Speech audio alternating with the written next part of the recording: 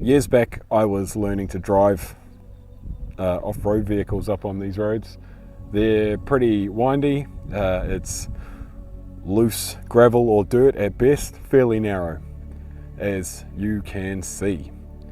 But if you are willing to come up here into the Otago region, there is this really cool place called the Lonely Graves Historic Reserve. So this area is pretty spectacular. It's really out in the middle of nowhere, nothing but birds and fresh air. In 1863, this place was a bit of a flourishing gold mining community, and by 2 years later it had really started to diminish, going from 200 to just 73 people. And in 1865 it was said that a man by the name of William Rigney found a body washed up just maybe about a kilometre back from here along the river. It was a man that he was not sure of his name or where he was from. The coroner suspected it might have been a man by the name of Charles Elms, but he was too decomposed for them to confirm that. Story is that William Rigney buried that man in this location and carved this grave marker here in wood. Simply reads, "Somebody's darling lies buried here." The stone steely erected sometime later.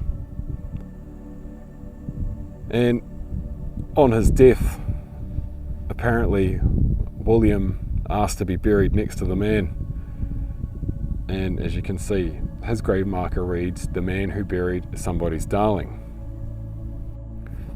The interesting thing is, though, that apparently the story is not true.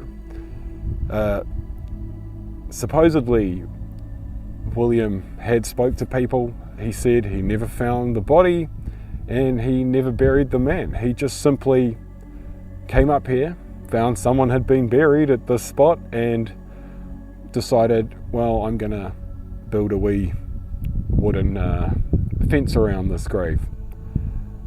And he gave it a grave marker, not knowing who it was.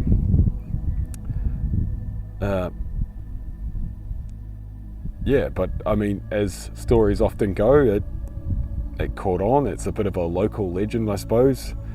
And as a result, they are now buried side by side as somebody's darling and William Rigney, the man who buried somebody's darling.